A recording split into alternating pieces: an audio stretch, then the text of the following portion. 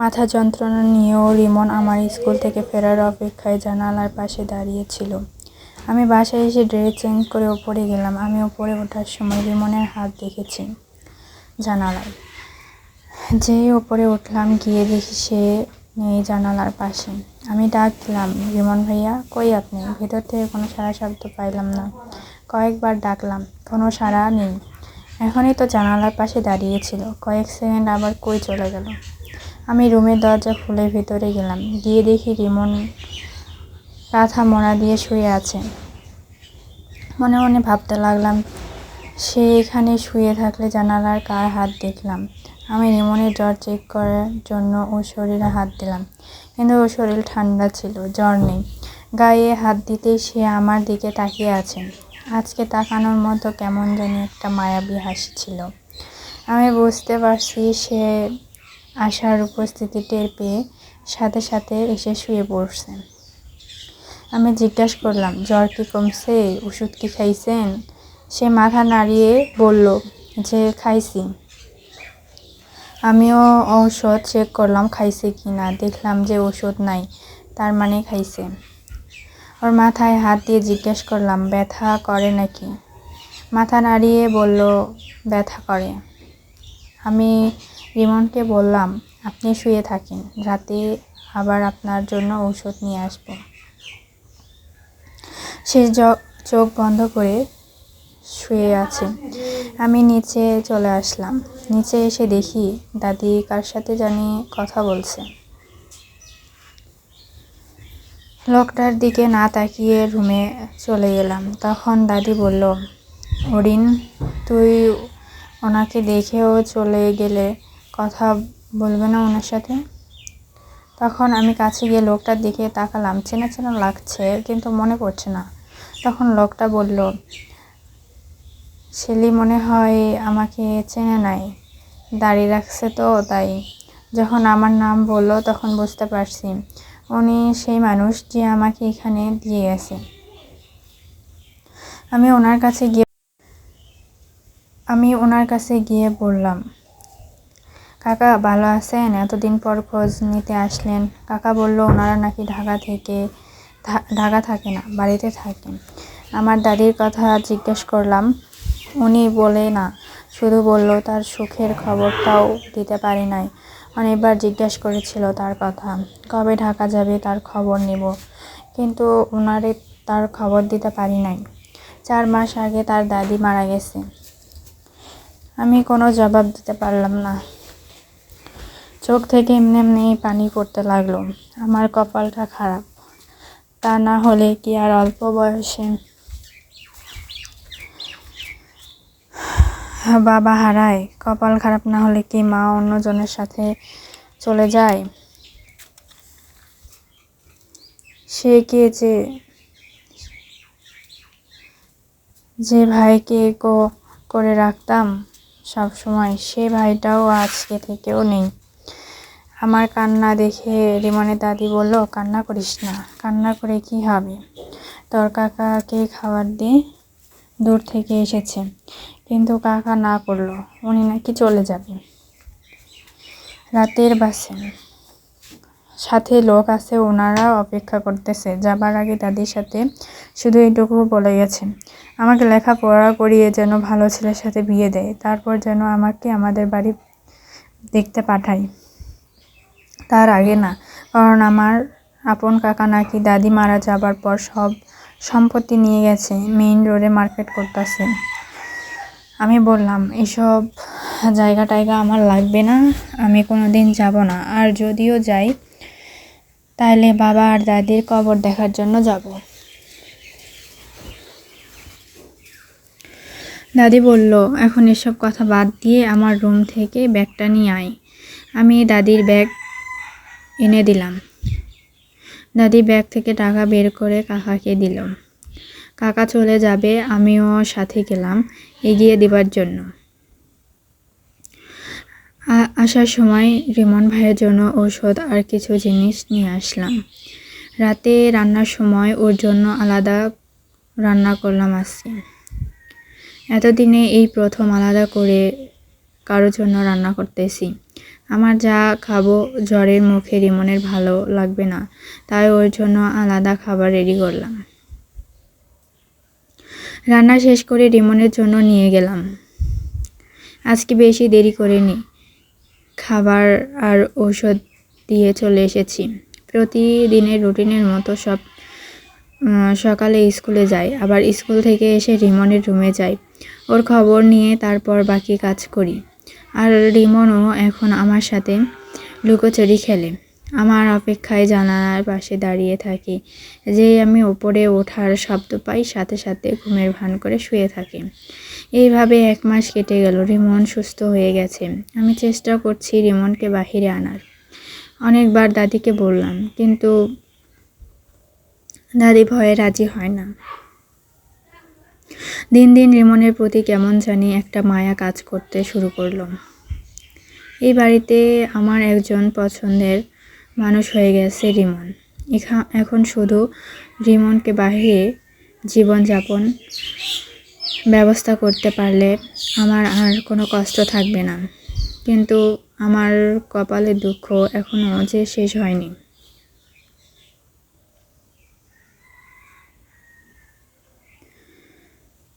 সেটা বুঝতে পারিনি। যারে আপন করে ধরে রাখতে চাই সেই মানুষটা আমার কাছে থাকে না। প্রতিদিনের মতো রাতে রিমনকে খাওয়াই দিয়ে রুমে চলে আসলাম। একটু পর দাদি আর রিমনের খালা আমার রুমে আসলো। কালকে দুপুর পর নাকি ওরা কোনো পার্টিতে যাবে। রাতের জন্য যেন ওদের জন্য রান্না না করি। ওরা রাতে বাসায় খাবে না, ফিরতে দেরি হবে। আমাকে না করলো আমি যেন উপরের রুমের দরজা না খুলি। আমি বললাম ঠিক আছে। পরের দিন বৃহস্পতিবার স্কুল থেকে এসে সব চেক করলাম, সবাই আছে নাকি। সব বাসায় চেক করলাম, কেউ নেই। ড্রেস চেঞ্জ করে উপরে গেলাম। দরজা খুলে রিমনকে নিয়ে নিচে আসলাম। আমার রুমে বসিয়ে রেখে ওর আন্টির জন্য রুটি বানাতে সব কিছু রেডি করলাম। ফ্রিজ থেকে মাংস বের করলাম।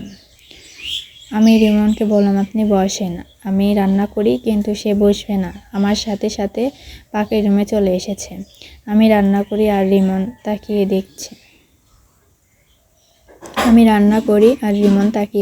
দেখছে। যখন রুটি বানিয়ে প্লেটে রাখলাম তখন সে ওখান থেকে রুটি হাতে নিয়ে দাঁড়িয়ে দাঁড়িয়ে খেতে লাগলো। আমি বুঝতে পারছি ওর অনেক খিদে পেয়েছে। তাই সম্পূর্ণ রান্না শেষ না করে আগে রিমনকে আমার রুমে নিয়ে খেতে দিলাম। সে খেতে লাগলো। আমি তার পাশে দাঁড়িয়ে আছি। হঠাৎ কলিং বেলের শব্দ আসলো। কলিং বেলের শব্দ শুনে রিমন ভয় পেয়ে গেল। তাড়াতাড়ি করে খেতে লাগলো। আমি রিমনকে বললাম, কি হয়েছে, এমন কেন করছেন? আপনি শান্তিতে খান। তাড়াহুড়া করে খেয়ে সেই রুম থেকে চলে যাচ্ছে পানি না খেয়ে। আমি পিছন থেকে ওর হাত ধরে বললাম, দাঁড়ান, আমি পানিটুকু খেয়ে নিই। আমার হাতে রিমনকে পানি খাওয়ালাম। রিমন উপরে চলে গেছে। আমি গিয়ে দরজা খুললাম। দেখি রিমনের খালাতো ভাই আমাকে বলতেছে, কতক্ষণ ধরে দাঁড়িয়ে আছি, দরজা খুলতে এত সময় লাগে, এত দেরি কেন হলো? আমি বললাম, রান্না করছিলাম। সে তার রুমে চলে গেছে। আমি রান্না করার জন্য পাখির রুমে চলে আসলাম। রান্না করার যতটুকু সময় লাগছে তার মধ্যে রিমনের খালাতো ভাই 4 বার এসেছে আমি কি করি দেখার জন্য। আমি যখন রান্না শেষ করে রুমে চলে গেলাম তখন সে আমাকে ডাকতে লাগলো। আমি রুমে না গিয়ে বাইরে থেকে জিজ্ঞেস করলাম, কি লাগবে? সে একবার বলে পানি লাগবে। পানি নিয়ে আসলাম। আবার ডাক দিয়ে বলে ফ্রিজে ঠান্ডা কিছু থাকলে নিয়ে আসতে। আমি কোক নিয়ে গেলাম। তখন উনি দরজা বন্ধ করে দিছে। আমি বের হয়ে আসতে চাইলে উনি আমার গায়ে হাত দিয়ে রোনা নিয়ে যায়। আমি চিৎকার করতে থাকলে সে আমার মুখ চেপে ধরে বলে, এখন কেউ নেই, চিৎকার করে কোনো লাভ নেই। তার চেয়ে ভালো আমি যা চাই তা দিয়ে দাও, তা না হলে জোর করে নিব। পরে বিচার দিলে সবাইকে বলবো তোমাকে বিয়ে করব। তখন তোমার সম্মান বাঁচাতে আমার সাথে বিয়ে দিবে। এমনিতে তোমার জন্য সবাই পাগল। আমিও কথাগুলো বলতে বলতে সে আমাকে খাটে ধাক্কা দিয়ে ফেলে দিল। আমি ওর হাতে কামড় দিয়ে দরজা খুলে বেরিয়ে আসতে চাইলে সে পেছন থেকে আমার চুলের মুঠি ধরে টানতে টানতে আবার রুমে নিয়ে গিয়ে খাটের মধ্যে আমাকে জড়িয়ে ধরছে।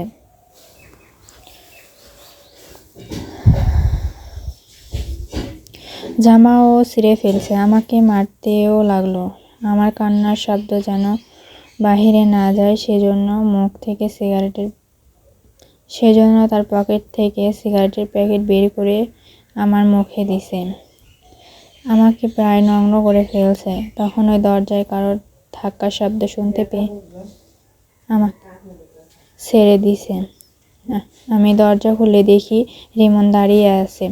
কোনো কথা না বলে সেলোয়ার হাতে ধরে দৌড় দিয়ে রুমে চলে গেলাম। রুমে গিয়ে দরজা লাগিয়ে কান্না করতে লাগলাম। হঠাৎ মনে হলো রিমনের কথা। ওর জন্য আমাকে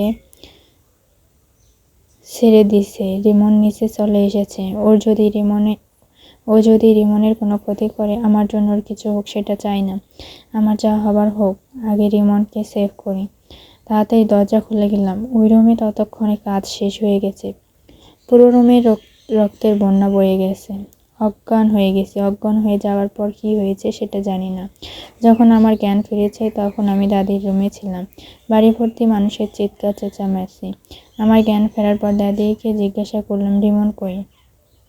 দাদি বলল, তুই চুপচাপ থাক, বাইরে পুলিশ। রিমনকে হ্যান্ডকাপ পরিয়ে রাখছে। আমি জিজ্ঞেস করলাম, কার রক্ত বের হইছে? দাদি বলল, তুই কি কিছু দেখোস নাই? আমি বললাম, না, রক্ত দেখে আমি অজ্ঞান হয়ে গেছিলাম। দাদি বলল, পাগলটা নিচে এসেছে, ওর খালাতো ভাইকে বটি দিয়ে কুপিয়ে মেরেছে। দাদি আমাকে জিজ্ঞেস করলো, কি হয়েছিল? আমি সব সত্যি কথা বললাম, যে রিমনের খালাতো ভাই কি করছে। আমার জামা কাপড় দেখালাম ছেঁড়া। দাদি আমার মুখে হাত দিয়ে বলল, এসব এখন বলিস না, পুলিশ আসলে বলবি তুই কিছু জানিস না, শুধু রক্ত দেখে অজ্ঞান হয়ে গেছস। তারপর আর কিছু জানা নেই। একটু পর পুলিশ রুমে আসলো, সাথে অনেক লোকজন। পুলিশ সবাইকে বাইরে চলে যেতে বলল, ওনারা আমার জবানবন্দি নিবে। আমাকে জিজ্ঞেস করলো আমি কি দেখেছি, কেমনে কি হয়েছে। আমি বললাম, আমি তেমন কিছু দেখিনি, শুধু শব্দ শুনে বাইরে এসে দেখি রক্ত, তারপর অজ্ঞান হয়ে গেছি। তারা জানতে চাইলো রিমনের রুমের দরজা কে খুলে দিছে। তখন আমি বললাম, প্রতিদিন ওনার রুমে যাই পরিষ্কার করার জন্য, প্রতিদিনের মতো আজকেও গিয়েছি। তখন রাব্বির ভাইয়া বাসায় আসে। রাব্বি রিমনের খালাতো ভাই। সে বাসায় এসে আমাকে ডাকাডাকি শুরু করে। আমি রুমের কাজ রেখে নিচে চলে আসি তাড়াতাড়ি। দেরি হলে উনি বকাবকি করে। তখন পুলিশ জিজ্ঞেস করে, তখন দরজায় তালা লাগাননি কেন? তখন দাদি বলল, আমি বলছিলাম আজকে তালা খুলে দিতে, বাসায় কেউ নাই তাই।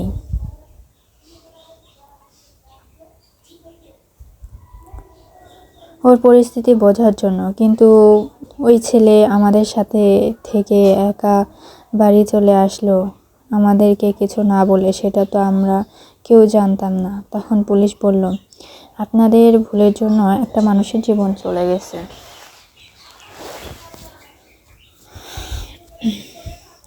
ওনার মানসিক সমস্যা আছে, তাইলে তারে সেফ রাখবেন না? রাব্বি মা বলল, সব মিথ্যা কথা, সে পাগল না। 1.5 মাস আগে ডাক্তার ওরে ভালো হয়ে গেছে বলছে।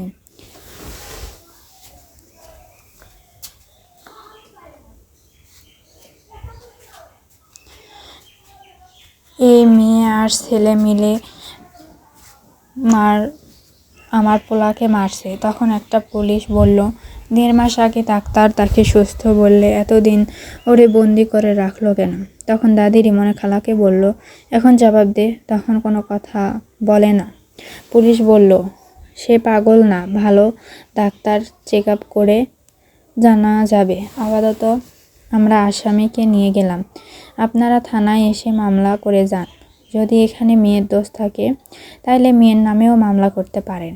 রিমনের খালা বলল, আমি সবার নামে মামলা করব। তখন দাদি পুলিশকে বলল, সে সবার নামে মামলা করবে বলছে, তার মানে সবার মধ্যে আমিও পড়ি। যেহেতু আমি দরজা খুলে দিতে বলছি, তাইলে আমাকে আর মেয়েটাকে একসাথে নিয়ে যান।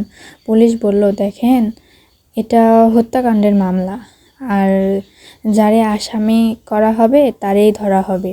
আপাতত ওই রুমটা সিল করে দিলাম, আপনারা বাড়িতেই থাকবেন, বাড়ি থেকে কেউ যাবেন না। তখন দাদি বলল, একটা সমাধান দিয়ে যান, বাদী আর বিবাদী একসাথে থাকতে পারে না। ওরা এই বাড়ির মেহমান, এটা আমার ছেলের বাড়ি, মানে আমার বাড়ি। ওনাদের এই বাড়ি থেকে চলে যেতে বলেন।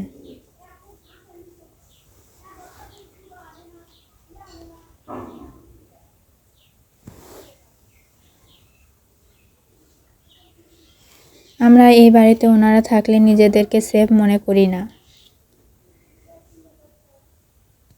এই কথা বলার পর তারা পুলিশের সাথে সাথে বের হয়ে চলে গেছে। দাদি রিমের বাবার সাথে কথা বলছে, ওনারা নাকি বাসায় আসবে। 4 দিন পর ওনারা এসেছে। এর মধ্যে রিমনের খালা মামলা করে দিয়েছে আমাদের সবার নামে।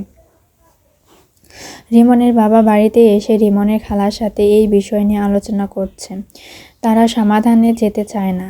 রিমনের বাবা বাড়িতে এসে অনেক রাগারাগি করছে, আমাকেও বকছে, কেন দরজা খুলে দিছি। ওনাকে নাকি কেউ শান্তিতে থাকতে দিতে চাচ্ছে না। ওর মা তো মরে গিয়ে বেঁচে গেছে, আমার জ্বালিয়ে মারার জন্য আরেকজন রেখে গেছে। এই প্রথম শুনলাম রিমনের মা নাই। তাইলে এখন যারে বিয়ে করছে সে তার আসল মা না? অনেক বকাবকি করে রিমনের বাবা ম্যাডামকে বলল, তোমার বোনকে আসতে বলো, আমার মেয়ের সাথে ওর ছেলের বিয়ে দিতে চাইছে, তার জন্য তুমি আমাদের 6 নম্বর সেক্টর বাড়ি লিখে দিবা বলছো না? ওনারে আসতে বলো, ওই বাড়ি দিয়ে দিব লিখে। এই মামলা তুলে নিতে বলো, রাজি হলে কালকেই সব কিছু কমপ্লিট করে চলে যাব। ম্যাডাম বলল, আপু আসবে না, আমাকে যেতে বলছে। রিমনের আব্বু বলল, চলো আমিও যাব। তারা সবাই গেছে ওই বাসায়। দাদি আমাকে বলল, তার জন্য আজকে এই অবস্থা। এখন নাকি বাড়ি লিখে দিবে শুধু আমাদের জন্য, যাতে মামলা তুলে নেয়। তারপর কি হয় কে জানে। এখন যা, তুই রান্না কর। রাতে তারা রিমনের খালার বাসা থেকে আসলো।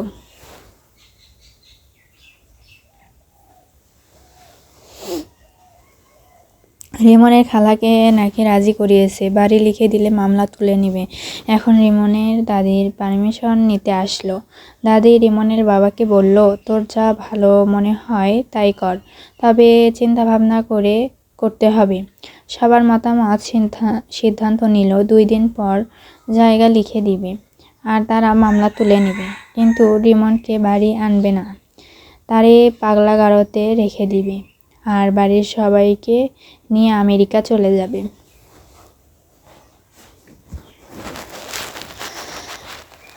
এই বাড়ি সহ আরো 2টা বাড়ি ভাড়া দিয়ে দিবে।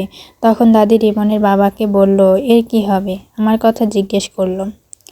তখন ম্যাডাম বলল, ওরে আমরা আমাদের সাথে নিয়ে যাব। দাদি বলল, ওর পাসপোর্ট নাই, আর পাসপোর্ট বানাতে দেরি হবে।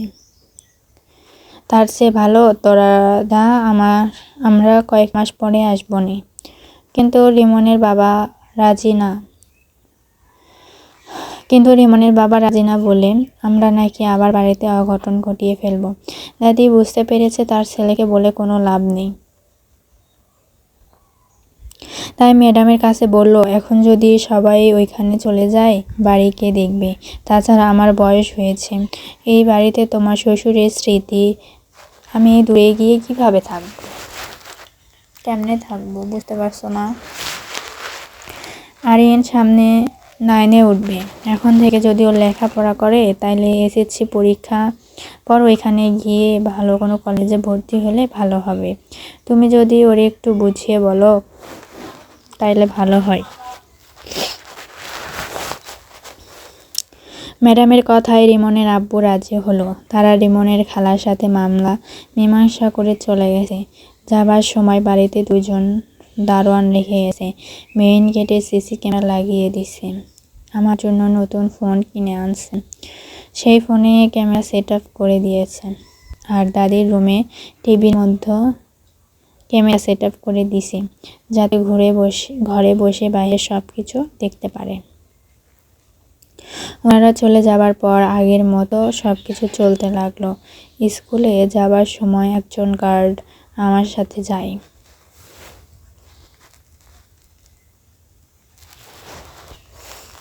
আবার আসার সময় নিয়ে আসে আমাকে। একা বাইরে যেতে দেয় না। সবকিছু আগের মতো হলেও এই অভ্যাসটা পরিবর্তন হয়নি। স্কুল থেকে এসে উপরে রিমনকে দেখতে যাওয়া অভ্যাস এখনো আছে, কিন্তু যার জন্য যেতাম সেই নেই। রিমনের বিষয় নিয়ে এখন কোনো কথা বলতে পারছি না দাদির সাথে। এখন এসব নিয়ে মুখ খুললে দাদি রাগ করবে। এমনি তো আমার জন্য সব হয়েছে, এমন ঘটনার জন্য আমি এখনো রাতে ঘুমাতে পারি না।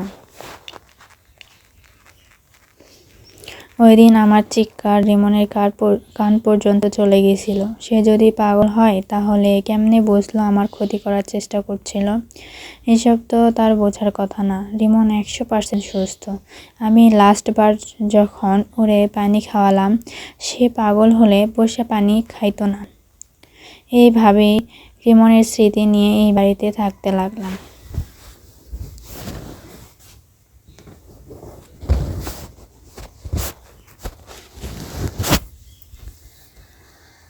মাসের পর মাস চলছে, কেউ একবারের জন্য রিমনের খোঁজ নেবার কথা বলে না।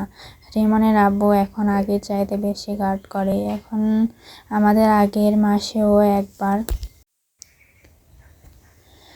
দিত না, আর এখন 2 থেকে 3 বার ফোন দেয়। আমি রিমনের আব্বুর সাথে কথা বলতে ভয় পাই। কিছুদিন আগে আমি কোন সাবজেক্ট নিয়ে পড়বো জানার জন্য দাদি দিয়ে ফোন দিলাম। ওই দিন শুধু একটু ভালো করে কথা বলছেন। আমাকে জিজ্ঞাসা করলো, সায়েন্স নিলে ভালো হবে, তুমি সায়েন্স নিয়ে পড়ো। আমি বললাম ঠিক আছে। তার মধ্যে দাদি ফোন হাতে নিয়ে বলল, ওর জন্য একটা টিচার রাখলে কেমন হয়? তখন ধমক মারছে দাদিকে। ওর টিচার লাগবে, আমি কি এখান থেকে সেটা ব্যবস্থা করে দিব নাকি? ওর যা লাগে তোমরা তো আছো। দাদি বলল, আচ্ছা রেখে দে ফোন, সব সময় রেখে দে, ও সবসময় মাথা গরম হয়ে থাকে। কথা বলা শেষ করে আমাকে বলল, তোর স্যারের সাথে কথা বল, কেমনে কি করতে হবে। লেখাপড়া ভালো না হলে তোর ও জায়গা নেই, আমারও জায়গা নেই এই বাড়িতে। আমি বললাম ঠিক আছে, তোমাকে যেতে হবে স্কুলের স্যারের সাথে কথা বলতে। দাদি রাজি হয়ে বলল, কালকে যাব। রাতে খাবার খেয়ে ফোন হাতে নিলাম। যখন মন চায় একটা করে সেলফি তুলে রাখি। ভাবতে লাগলাম ফোনটা আগে থাকলে ভালো হতো। রিমনের একটা ছবি তুলে রাখতাম। ওর কোনো ছবি নেই, শুধু মনের মধ্যেও ওর ছবি আঁকা। সে কেমন আছে, কি করছে, কিছুই জানা না। যতবার ওই দাদিকে রিমনের কথা জিজ্ঞেস করবো ততবারই ভয়ে বলতে পারিনি। ভাবছি কিছুদিন পর জিজ্ঞেস করব। একদিন সুযোগ বুঝে দাদিকে বললাম, ওই দিন রিমন ভাইয়ার কথা শুনলাম, ওনার নাকি মা নেই। তাহলে ম্যাডাম কি রিমন ভাইয়ার আসল মা না? দাদি বলল, না, রিমন এর মা মারা গেছে, তারপরে সে পাগল হয়ে গেছে। আমি দাদিকে বললাম, সব কিছু বলো, আমাকে কেমনে কি হয়েছে। দাদি বলল, কি আর শুনবি, সব দোষ আমার পোলার। প্রথম বিয়ে করে একটা পোলা হয়েছে, তারপর আবার বিয়ে করছে। কেমনে বিয়ে করছে না করছে এই বিষয়ে আমরা কেউ জানি না। জ্বরে রিমনের খালা ভাবছিল সে আসলে আমাদের যে ব্যবসা ছিল তার ম্যানেজার ছিল। তবে একটু শুনছিলাম ওই মহিলার সাথে আমার পোলার কিছু একটা ছিল, কিন্তু তখন ওই মহিলার জামাই ও ছিল। কোনো এক সময় নাকি ওদের দুইজনকে এক রুমে পাইছিল তার জামাই। এটা নিয়ে ওদের ছাড়াছাড়ি হয়ে যায়। এতদিনে কি কোনোদিন ওই মহিলার জামাই দেখছ? আমি বললাম না। দাদি বলল, জামাই সাইরা দিছে ওরে, তারপর কেমনে কেমনে জানি ওর বোনের সাথে আমার পোলার বিয়ে দিছে। আমরা কেউ জানতাম না। তার বোনকে আমার কাছে দিয়ে ওই মহিলা ব্যবসার সব কিছু দেখাশোনা করত। তখন তোর দাদাও ছিল। তোর দাদা আমেরিকাতে ব্যবসার পার্টনার ছিল। বর্তমান যেটা এখন রিমনের বাবা দেখে। ওই মহিলা বোনের সাথে বিয়ে দিয়ে আমার পোলার থেকে অনেক টাকা নিছে। কিন্তু ওর বোনটা ভালো, এখন যেটা তোর ম্যাডাম, সে সব কিছু বুঝতে পেরে টাকার হিসাব নিত রিমনের বাবার থেকে। যখন বুঝতে পারছে তার বোন টাকা আত্মসাৎ করছে, এটা নিয়ে তাদের সাথে একটা ঝামেলা শুরু হয়ে যায়। তারপর থেকে আলাদা হয়ে যায় তারা। এই সব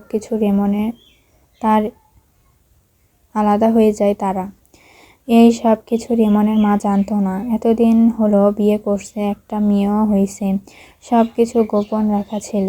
কিন্তু রিমনের মায়ের সন্দেহ হচ্ছিল, তাই সে খোঁজ খবর নিতে লাগলো। অবশেষে জানতে পারলো রিমনের বাবা আর একটা বিয়ে করছে, তার ঘরে একটা মেয়েও আছে। এসব দেখে রিমনের মা কষ্ট সহ্য করতে না পেরে রিমনের সামনে নিজের জীবন শেষ করে দেয়। এই দৃশ্য নিজের চোখে দেখার পর থেকে রিমন মানসিক সমস্যায় ভুগছে। রিমন এখনও তার বাবার আর এখন তার ম্যাডামকে দেখলেই মারতে আসে, কারণ ও জানে ওর মা ওদের জন্য মারা গেছে। এই সুযোগে আবার ওই মহিলারা এই বাড়িতে ঢুকেছে। এই বাড়িতে এসে যখন দেখে রিমন ওর বোন আর তার বাবাকে মারার চেষ্টা করে, তখন ওই পাগল হয়ে গেছে বলে হাত পা বেঁধে আটকে রাখে এবং তার বাবাকে বলে এখনও ব্যবসা বিক্রি করে আমেরিকায় ব্যবসা দাঁড় করাতে। তার বাবা তাই করে। সেই থেকে ওরা আমেরিকা চলে যায় আর এইদিকে সব মহিলার হাতে দিয়ে যায়। আমরা অনেকবার ডাক্তার এনে দেখাইছি, ডাক্তারও বলল ওর রেস্ট থাকার জন্য, কোনো মানসিক চাপ না দিতে। তারপর থেকে আজকেও সেই অবস্থা। যখন থেকে এখনও রিমনের বাবা তার সামনে যায় না। দাদির কথা শুনে বুঝতে পারলাম রিমনকে ইচ্ছা করে ওরা পাগল বানাইছে। আমি দাদিকে বললাম, এখন কি আপনারা আর রিমন ভাইয়াকে বাড়িতে আনবেন না? দাদি বলল, এখন তো আর কোনো উপায় নেই। রিমনকে তো পাগলের কাস্টাডিতে নিয়ে গেছে, ওর বাবা ছাড়া ওরে বের করা সম্ভব না। আর ওর কথা ওর বাবাকে বলবে এসে আমাদের দুজনকে শেষ করবে। আমি বললাম, বাড়িতে না আনুক, অন্তত কই আছে, কেমন আছে, আমরা কি খোঁজ খবর নিতে পারি না? তখন দাদি বলল, না, এসবের চিন্তা ভাবনাও করা যাবে না। দাদির মুখের ওপর আর কোনো কথা বলি নাই। যতটুকু বুঝলাম রিমনকে আর দেখার ভাগ্য আমার নেই। তাই মনে মনে কষ্ট মনেই রেখে সামনের দিনগুলো পার করতে লাগলাম। এইভাবে 1 বছর পার হয়ে গেছে আমার জীবন থেকে। এইভাবে রিমনের স্মৃতিগুলো মুছে যেতে লাগলো। ওর দেওয়া সুতা আর আংটিটা এখনও যত্ন করে রাখছি। বাড়িতে এখন নতুন ভাড়াটিয়া এসেছে। সারা বাড়িতে কোনো মানুষ নাই। আমি সারাদিন স্কুলে থাকি, তাই দাদি রিমনের আব্বুকে বলে বাড়ি ভাড়া দিছে। আমি স্কুল থেকে বাসায় এসে দেখি ভাড়াটিয়ারা বাসায় ফার্নিচার ঢোকাচ্ছে। 2টা রুম খালি পড়েছিল। এতদিন ভালো হয়েছে, বাড়িতে এখন মানুষ থাকবে। আমি দাদিকে বললাম, ওনারা কি 2 রুমে ভাড়া নিছে? দাদি বলল, খালি যেগুলো সব কয়টাই নিছে। আমি দাঁড়িয়ে দাঁড়িয়ে দেখছি ওনারা জামাই বউ সাথে একটা মেয়ে, আমার থেকে একটু ছোট মনে হয়। একটু দাঁড়িয়ে থেকে রুমে গিয়ে ড্রেস চেঞ্জ করে প্রতিদিনের মতো উপরে গিয়ে রিমনের রুমে শুয়ে গড়াগড়ি করে চলে আসি। আজকেও গেলাম, গিয়ে সোজা ওর বিছানায় শুয়ে পড়লাম। একটু পর ওয়াশরুম থেকে কাউকে বাইর হওয়ার শব্দ পেলাম। আমি মাথা ঘুরিয়ে দেখতে গেলাম, দেখি তোয়ালে পরা এক ছেলে বের হয়েছে। সাথে সাথে উঠে রওনা। পরে জিজ্ঞেস করলাম, আপনি? ছেলেটা বলল, আপনি কি? আমার রুমে কি করেন? আপনি কেন? আমি বললাম, এটা আপনার রুম? ছেলেটি বলল, আমরা আজকে এই রুমে উঠেছি, এই রুম আমরা নিছি। আমি চারপাশটা ভালো করে দেখতে লাগলাম, কিছু নতুন জিনিসপত্র, কিন্তু বিছানাটা আগেই ছিল।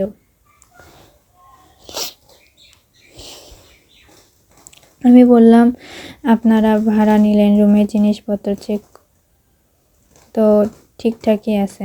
ছেলেটা বলল, জিনিস নিচে আছে। আমি সোজা কলেজ থেকে এসে গোসল করলাম, একটু পর সব গুছিয়ে রাখবো। আমি লজ্জা পেয়ে নিচে চলে গেলাম। পরবর্তী পর্বের জন্য সুন্দর গঠনমূলক কমেন্ট করবেন সবাই। ধন্যবাদ।